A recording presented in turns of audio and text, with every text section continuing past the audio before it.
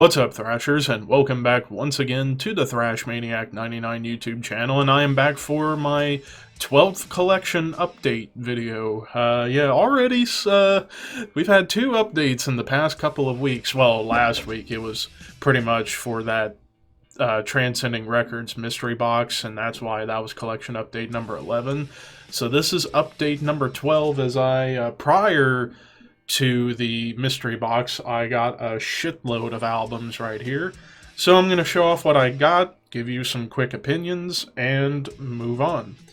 So, as far as where I got a lot of these, I got some from Amazon, from eBay, from Discogs. I think even a couple of these...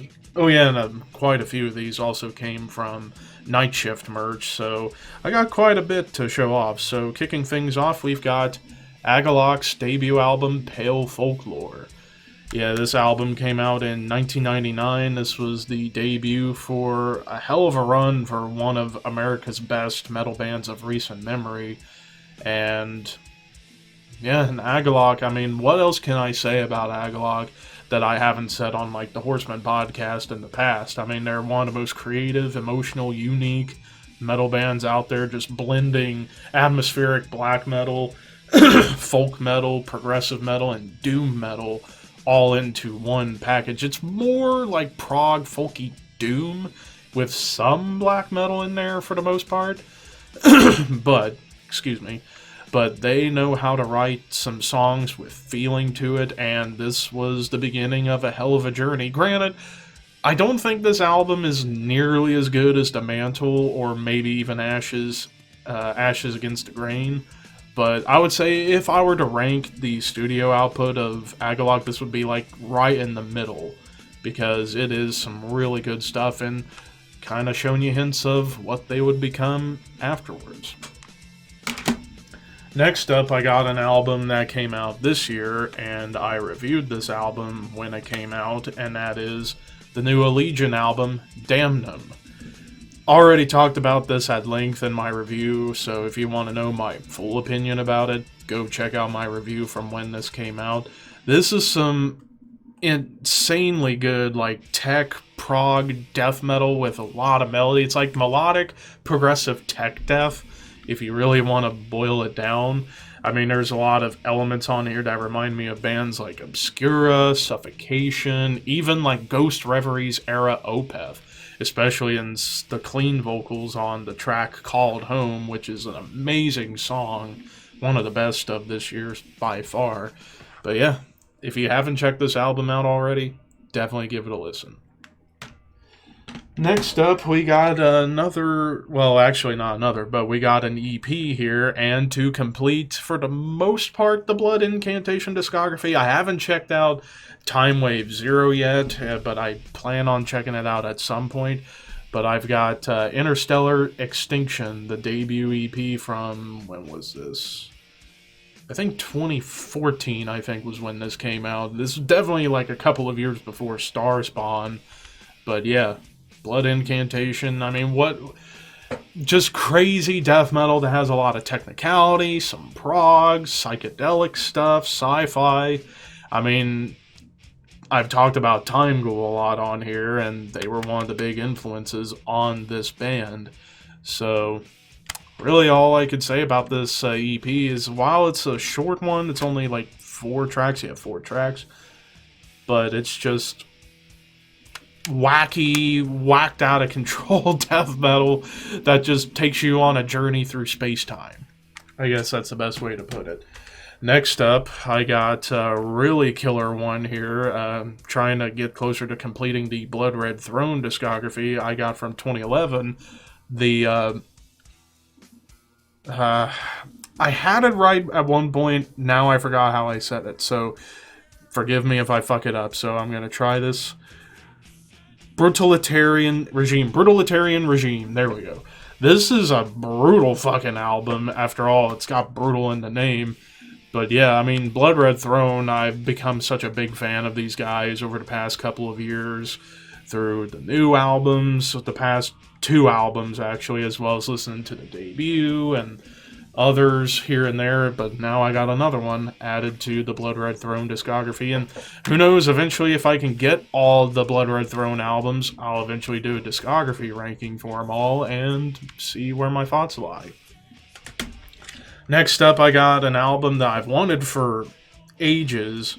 Now it's finally mine, and that is Bortnagar Epic. I've been a big fan of Bortnagar ever since I heard the album Winter Thrice when it came out in 2016. I've become such a huge fan of most of their work.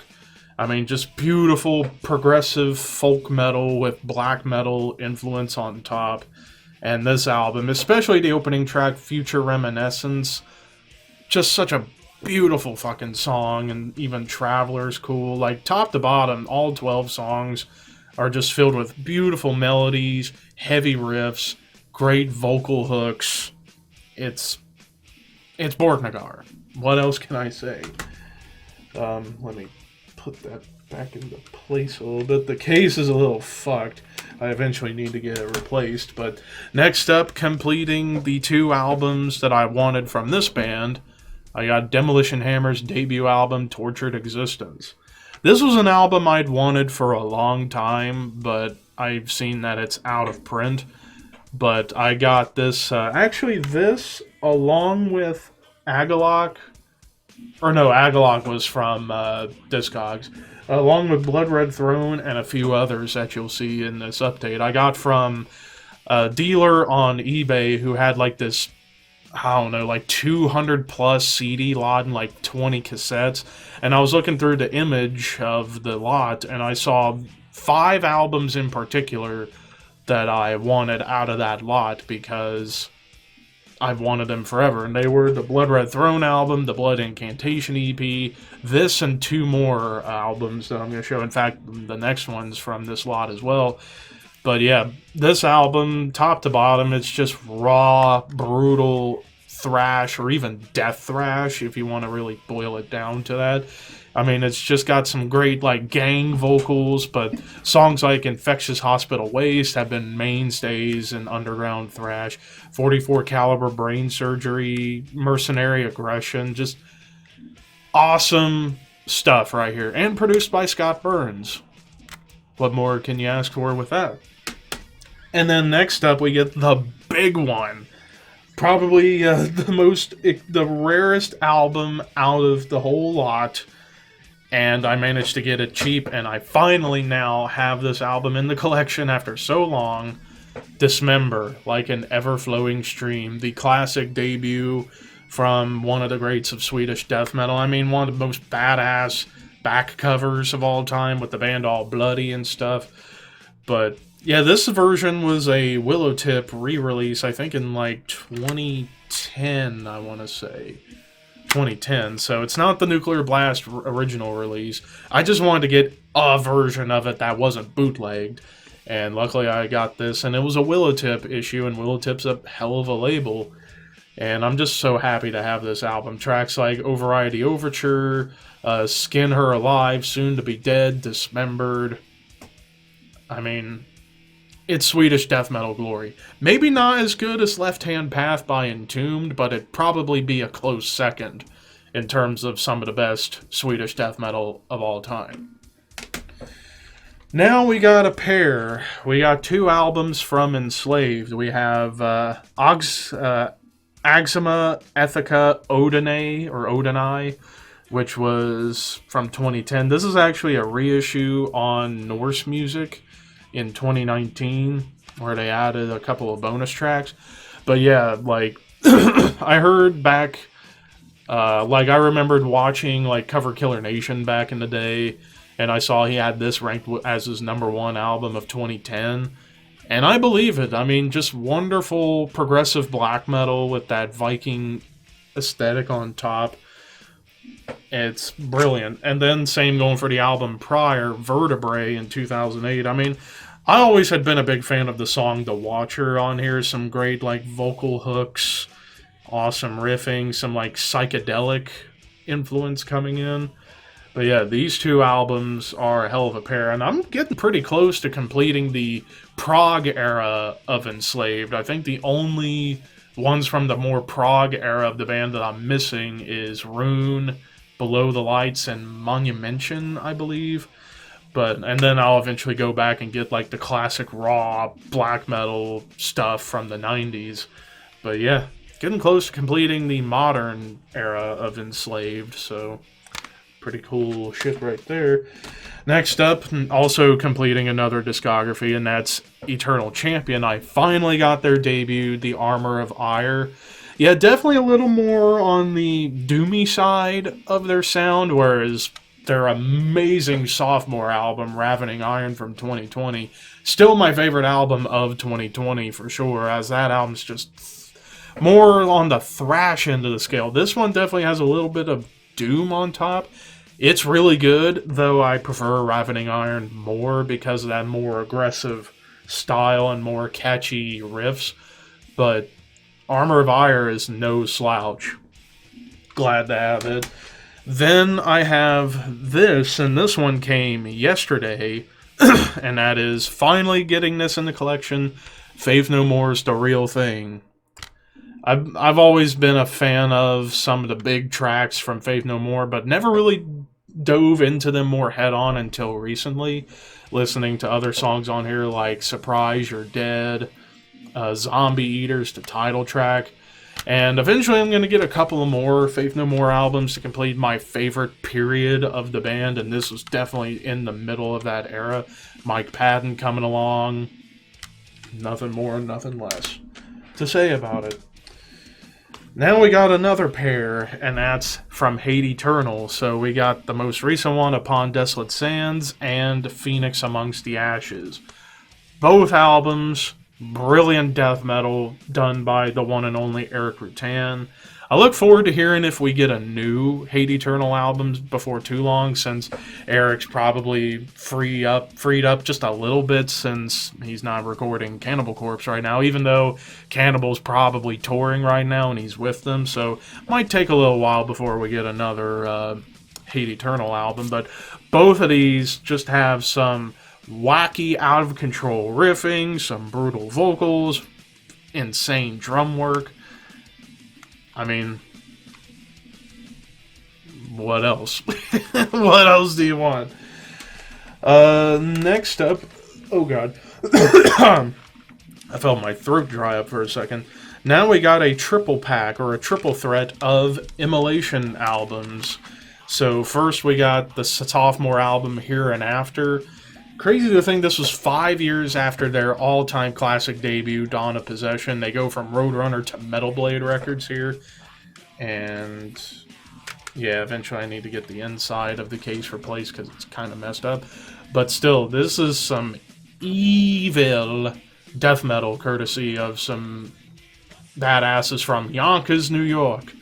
But I mean, just awesome stuff right there.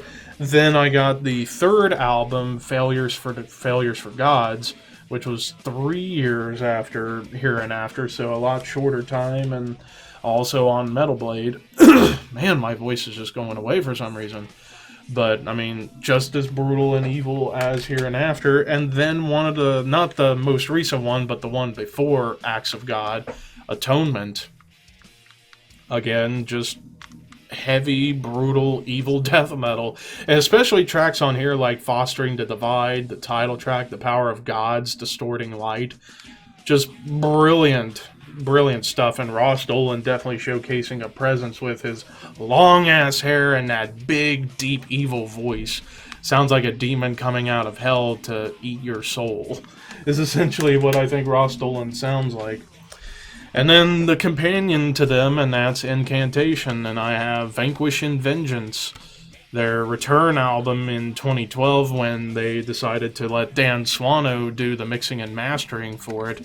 And it pays off because I love the production of the last few Incantation albums, and it all starts with this. Well, actually no, Primordial Domination kind of started that, but that was with somebody else mixing and mastering and stuff. But here with Dan Swano, he does a hell of a job at bringing out every instrument, every vocal line. It's brilliant shit right there. Next up, I got an underrated classic, Napalm Death's Utopia Banished. Yeah, 1992, this was the follow-up to my personal favorite Napalm Death album, Harmony Corruption, and this kind of keeps in vein of Harmony Corruption, but brings back the grind from Scum and from Enslavement to Obliteration, so it's like a hybrid of the first 3 albums, well, more like the previous 2, more like a hybrid of From Enslavement and Harmony Corruption into Utopia Banished, and it is heavy, it is pissed off, it is brutal. Mwah. This one I got in the mail today, and after doing the review for this album like a week or 2 ago, actually more like 3 weeks ago, the new sentient horror album, Rites of Gore. Keeping this brief because I've already talked about it in a previous, in my review for this album. It is awesome HM2 guitar death metal done here in the States. Check it out if you haven't already. Back to EPs we go. I finally got this EP, and that's Suffocation's Human Waste. So now I officially have the first 4 releases from Suffocation. Human Waste, Effigy of the Forgotten, Breeding the Spawn, and Pierce from Within. Pretty much like the classic era of Suffocation I now have. And this EP, while very raw, it's gritty, it's gruesome, and I love it. Even though the version of Infecting the Crypts on here isn't anywhere near as good as on Effigy, but songs like Catatonia, Human Waste, Synthetically Revived, even the 2 demo recordings for Involuntary Slaughter and Reincremation are really cool to hear in their rawest form. Next up, another one I got from Discogs, and that's Triptychon Melana Chasmata. I actually reviewed this album back in 2014 when it came out. All I'm going to say is, all hail Tom Warrior. This is some dark, gothic, death doom stuff. Check it out if you haven't already. I do plan on getting the debut, but I'm hoping to find a version of the debut that also has the Shatter EP attached to it, so I can have both in one.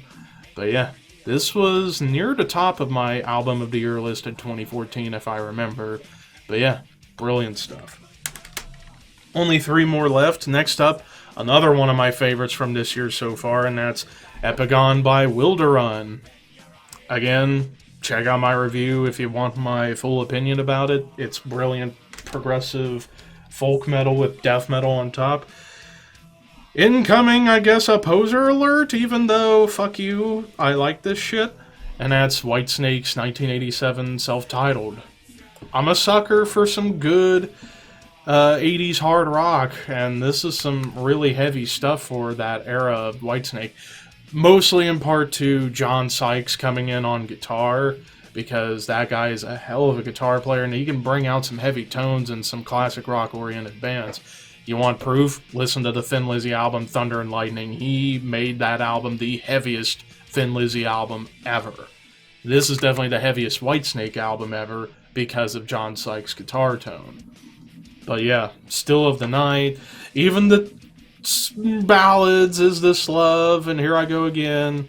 But I mean, there's some sleazy, ballsy, heavy hard rock on here that I really, really like. And plus, I love David Coverdale. And then the final one from some fellow Ohio boys, and I think I talked about this album late last year, and that's 200 Stab Wounds, Slave to the Scalpel. Brutal death metal from right here in the Buckeye State. Nothing more to be said other than check out my review. My opinion on it's changed a little bit more. I actually do like it more than I did when I first heard it. But yeah, awesome shit right here. And that will conclude this collection update video. Thank you guys for watching. What was your favorite album out of everything that I just showed off? Let me know in the comments, and until next time, horns high. See you soon.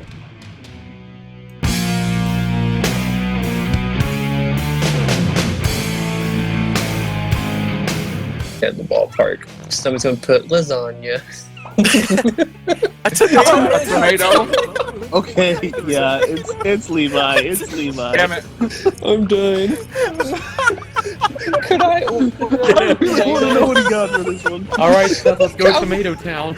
I would like a single slice of your greatest tomatoes I in would the like park. your finest tomato, please.